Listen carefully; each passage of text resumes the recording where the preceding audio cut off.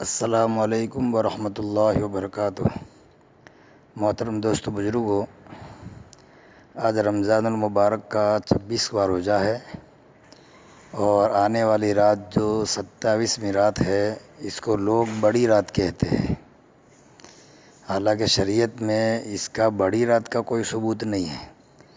اللہ کے نبی صلی اللہ علیہ وسلم نے بڑی راتیں 5 بتائی ہیں، ہم لوگ ایک ہی مناتے ہیں خالی۔ جیسے جبرائیل علیہ السلام نے آ کے ہم کو کہہ دیا ان کو بھائی آج ہی رات ہے تو آج جاگیو، باقی رات نہیں جاگو گے چلے گا۔ امت میں یہ رواج عام ہو گیا ہے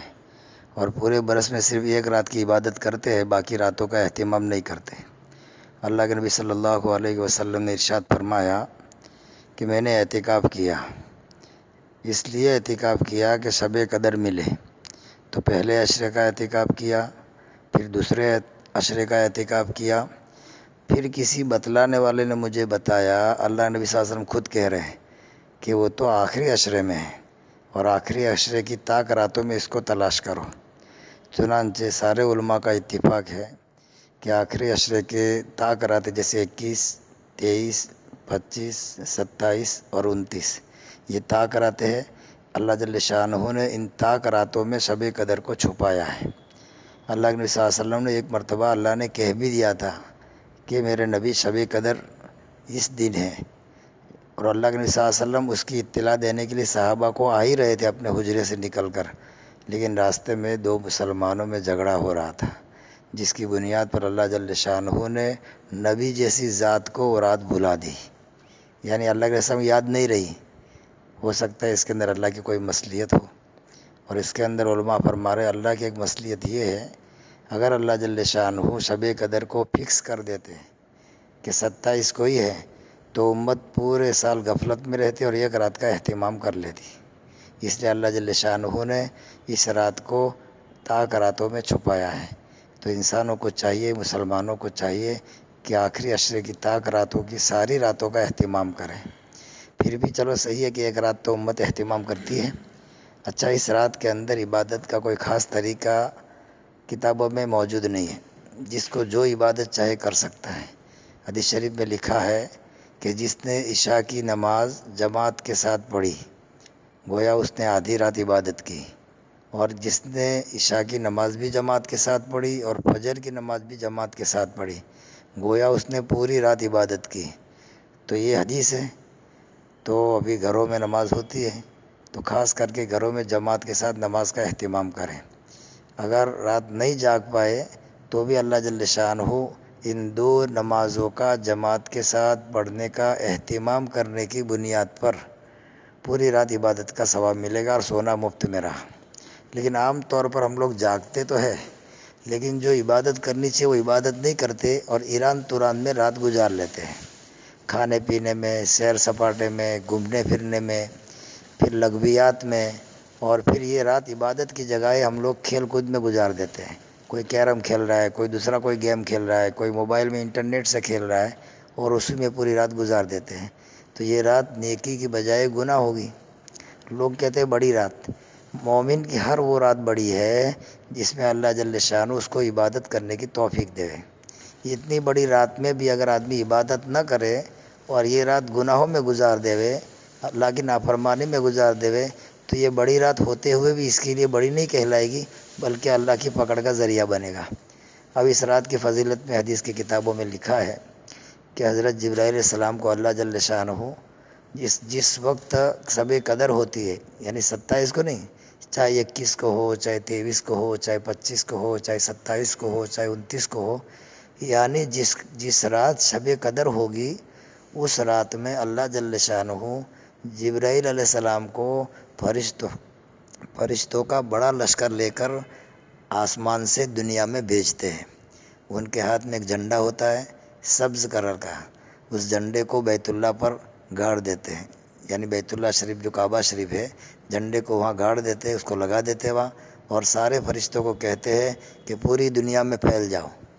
آج کی رات میں کوئی کھڑا ہو، کوئی بیٹھا ہو، کوئی نماز پڑھ رہا ہو، کوئی ذکر کر رہا ہو، سب کو سلام کرو اور سب کی دعا اس سے مصافحہ کرو اور ان کی دعاؤں پر آمین کہو۔ سلام کرو، مصافحہ کرو۔ اور یہ پوری رات منظر رہتا ہے یہاں تک کہ صبح صادق ہو جاوے، اور اللہ جل شانہ کی طرف سے بھی آسمانوں میں اعلان ہوتا ہے کوئی مانگنے والا جس کو میں عطا کروں، ہے کوئی بخشش چاہنے والا جو اپنے گناہوں کو بخشش چاہے میں اس کو معاف کروں۔ پوری رات اللہ جل شانہ کی طرف اعلان ہوتے ہیں، لیکن ہم لوگ غفلت میں گزار دیتے ہیں۔ جب صبح صادق ہوتی ہے تو حضرت جبرائیل علیہ السلام فرشتوں کو جو لے کے آئے تھے ان سارے فرشتوں کو کہتے کہ اے فرشتوں چلو اب واپس چلو۔ تو فرشتے کہتے جبرائیل علیہ السلام اللہ جل شانہ نے محمد صلی اللہ علیہ وسلم کی امت کے ساتھ میں کیا معاملہ فرمایا، ان کی ضرورتوں کے اعتبار سے ان کی حاجتوں میں اللہ نے کیا معاملہ فرمایا۔ فرشتوں نے دو باتوں کا ذکر کیا ہے، ضرورتیں اور حاجتیں۔ اب ایک بات یاد رکھے کہ ابھی لاک ڈاؤن چل رہا ہے، لوگ حالات کے اندر بہت مبتلا ہیں، کاروبار ٹھپ پڑے ہوئے ہیں، روزی کے اعتبار سے لوگ بڑے پریشان ہیں۔ ملک میں جب حالات آتے ہیں تو انسانیت پریشانی میں ڈوب جاتی ہے، خاص کر کے ابھی بہت سخت حالات چل رہے ہیں، لوگ بھوک کی وجہ سے جان دے رہے ہیں، اور لوگ جب حد سے زیادہ حالات آتے ہیں تو ہمارے مسلمان بھائی جو شریعت نے ناجائز طریقہ بتایا اس کو بھی اختیار کر چکے ہیں، اس کو بھی اختیار کر لیتے ہیں، حالانکہ شریعت نے ناجائز، اسلام نے اس کو ہمیشہ کے لیے ناجائز کہا ہے۔ مثال کے طور پر سود، اب سودی کاروبار کے اندر انسان مبتلا ہو جاتا ہے، جب حالات حد سے زیادہ بڑھ جاتے ہیں تو انسان یہ قدم اٹھا لیتا ہے، حالانکہ شریعت نے بالکل حرام کہا ہے، ایک درہم کا سود بھی حرام کہا ہے۔ فضائل رمضان میں اللہ کے نبی صلی اللہ علیہ وسلم کا قول حضرت شیخ زکریا رحمۃ اللہ علیہ نے نقل کیا ہے کہ سود کے 77 باب ہے، 70 باب ہے سود کے، اس میں سے ہلکا سود، ایک دم کم درجے کا سود یہ ہے کہ آدمی اپنی سگی ماں کے ساتھ زنا کرے۔ اب اتنا بڑا گناہ بتایا ہے، ایک جاہل آدمی جو دین نہیں سمجھتا وہ بھی اتنا بڑا گناہ نہیں کرے گا، لیکن کیا ہے حالات جب آدمی کو تنگ کرتے ہیں تو آدمی شریعت چھوڑ کر آگے کا راستہ اختیار کرتا ہے، حالانکہ شریعت نے اس کو منع کیا ہے۔ ہاں، یہ کسی بھی شکل میں جائز نہیں ہے۔ اللہ جل شانہ نے مومن کو پاک رکھا ہے، اور اللہ جل شانہ پاکی کو پسند کرتے ہیں۔ مومن پاک ہوتا ہے اور پاکی کو پسند کرتا ہے، یہ مومن کے صفات میں سے صفات ذکر کی ہے علماء نے۔ ہاں، مومن کو حرام لقمہ حجم نہیں ہوگا، حرام کی اس کو اجازت نہیں ہے، لیکن دیکھا دیکھی غیروں کی مشابہت میں یہ لوگ اپنا قدم اٹھا لیتے ہیں۔ اور ملک کی طرف سے بھی اب ایک اسکیم چلائی جا رہی ہے، 1 لاکھ کی لون کاروبار کرنے والوں کے لیے، تجارت کرنے والوں کے لیے، غریبوں کے لیے، یہ ہماری آزمائش ہے۔ علماء صاف منع فرما رہے ہیں کہ اس میں کوئی شکل جائز کی نہیں ہے، چاہے حکومت اپنا ٹیکس یا سود معاف کرتی ہو اور چند ٹکا سود رکھتی ہو تو بھی شریعت ہمارا اسلام اس کی اجازت نہیں دیتا۔ اللہ جل شانہ امت کی حفاظت فرمائے، یہ ہمارے لیے امتحان ہے۔ جب حالات میں آتا ہے تو اس طرح کے آزمائشیں اس پر آتی ہے چاروں طرف سے، لیکن لوگ تعویلات پیش کرتے ہیں کہ مولانا کیا کریں، دھندا تو کرنا پڑے گا، پیسے نہیں ہے تو کیا کریں، لون تو لینی پڑے گی، رہنے کے لیے مکان نہیں ہے تو مکان تو ضرورت ہے، بچے بڑے ہو گئے، ان کی شادیوں کا مسئلہ ہے، اب کیا کریں گے، مکان تو لینا پڑے گا، لون لے کر بنانا پڑے گا، دھندا نہیں ہے، رکشا کے لیے لون تو لینی پڑے گی، گاڑیوں کے لیے لون تو لینی پڑے گی۔ اب اس طرح کی باتیں لوگ کہتے ہیں۔ علماء فرما رہے ہیں حرام کا لقمہ اپنے پیٹ میں اور اپنے اولاد کے پیٹ میں ڈالنے سے بہتر یہ ہے کہ آدمی بھوکا رہے، یا بھوکا جان دے دے، یا کرائے کے مکان میں زندگی گزار دے، یا لوگوں کی یا مزدوری کر کے زندگی تجارت کرنے، حرام سودی رقم سے تجارت کرنے سے بہتر ہے کہ انسان دوسروں کی تجارت، دوسروں کی دکانوں میں، دوسروں کے کاروبار میں اور دوسروں کی کمپنی میں جا کے خود کام کرے مزدور بن کر، یہ اچھی چیز ہے۔ مثال کے طور پر ایک آدمی نے سود لے لیا اور سود کے ذریعے سے کاروبار شروع کر دیا اور موت آ گئی تو قیامت میں بہت بھاری پکڑ ہوگی۔ اسلام میں سود حرام اس لیے کیا ہے، اللہ جل شانہ نے قرآن میں کئی مقامات پر سود کی حرمت بیان کی ہے۔ اللہ جل شانہ قرآن کریم میں ارشاد فرماتے ہیں وَأَحَلَّ اللَّهُ الْبَيْعَ وَحَرَّمَ الرِّبَا، تجارت کے اندر بھی تم سود نہیں لے سکتے، يَمْحَقُ اللَّهُ الرِّبَا وَيُرْبِي الصَّدَقَاتِ،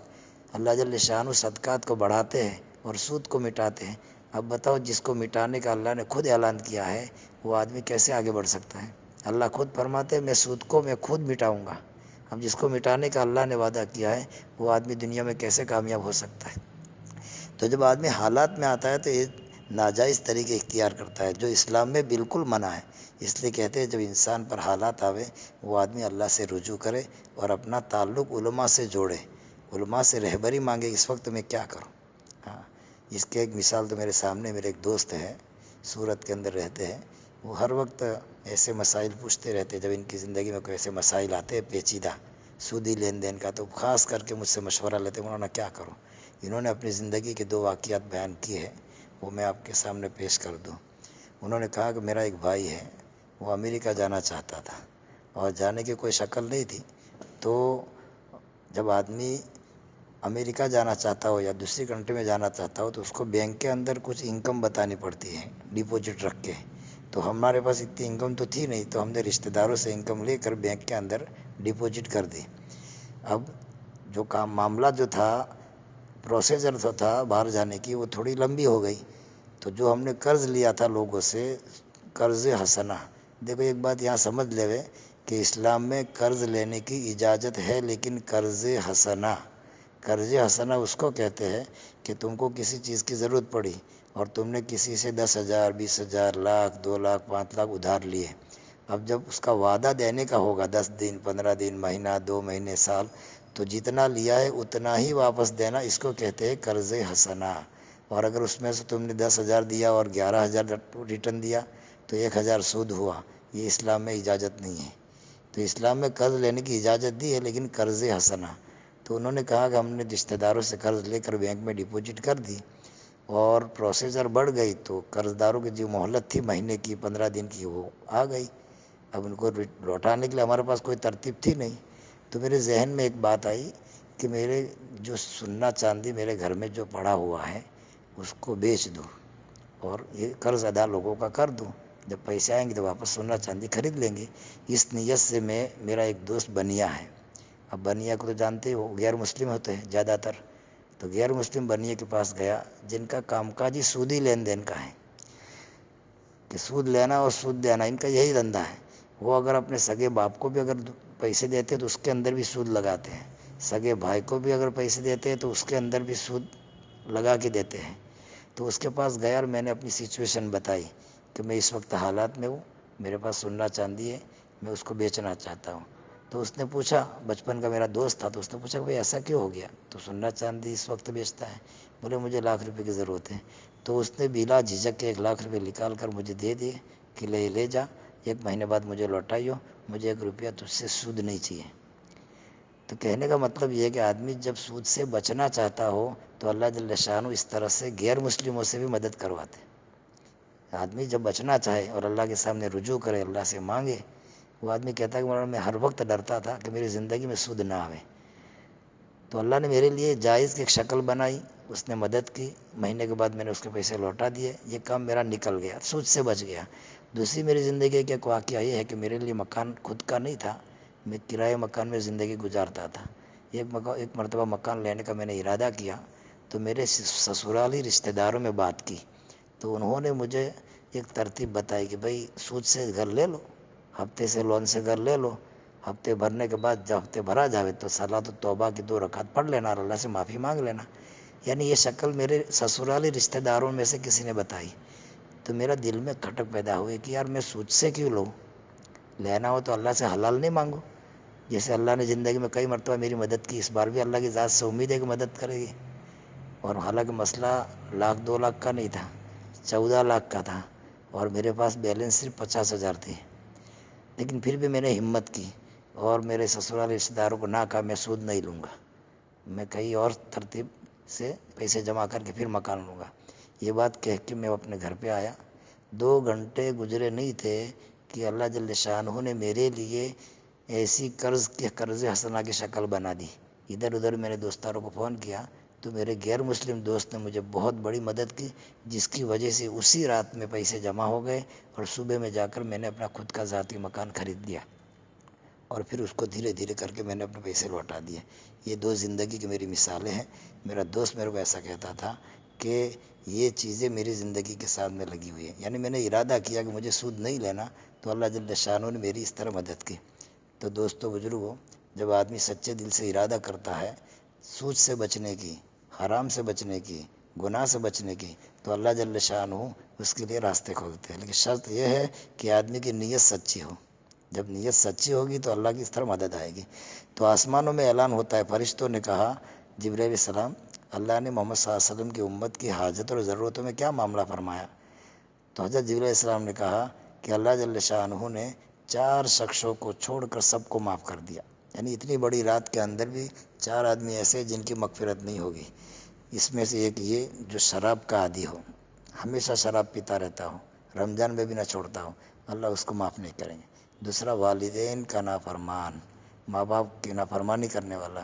اس کے بارے میں بھی میرے دوسرے پارٹس کے اندر ماں باپ کی نافرمانی کا ایک بیان میں بھیجوں گا، اس کے اندر تفصیل سن لینا کہ آج کی رات کے اندر اگر ماں باپ ناراض ہیں تو ماں باپ کو راضی کر لینا چاہیے، ان سے معافی مانگ لینی چاہیے، ان کے ہاتھ پیر جوڑ لینے چاہیے۔ اگر ماں باپ دنیا میں نہیں ہے،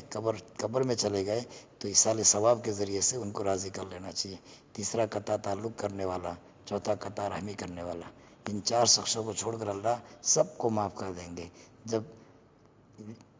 یہ سب اللہ جل شانہ پوری رات اعلان کرتے ہیں اور صبح صادق تک یہ اعلان رہتا ہے، اس کے بعد جبرائیل علیہ السلام فرشتوں کو لے کے چلے جاتے ہیں۔ تو اتنی بڑی رات کے اندر ہم غفلت میں گزار دیں، اس کی علماء فرما رہے ہیں کوئی عبادت کے خاص ترتیب نہیں ہے، لیکن اللہ جل شانہ کوئی نہ کوئی عبادت کرنے کی توفیق بنیاد پر یہ رات کا ثواب عطا فرما دیں گے۔ اس لیے کوئی خاص عبادت اس رات میں نہیں ہے، قرض عمری قضا کی نماز پڑھے، صلاۃ و تسبیح پڑھے، قرآن پڑھے، اللہ کا ذکر کرے، لمبی لمبی دعائیں کرے، اپنے لیے مانگے، امت کے لیے مانگے، اور پوری رات عبادت کے اندر گزارے۔ اسی طرح اگر ہم نے آج کی رات گزار لی تو اللہ جل شانہ ہماری زندگی کو رحم فرما کر یہ جتنے مسائل لاک ڈاؤن کے ہیں، بیماری کے، سارے مسائل کو اللہ آسان کر دیں گے۔ اللہ جل شانہ مجھے اور آپ کو صحیح معنوں میں آج کی رات جو شب قدر کی ہو، تو شب قدر کی رات کی صحیح قدر کرنے کی توفیق عطا فرمائے۔ آمین۔ وآخر دعوانا الحمدللہ رب العالمین۔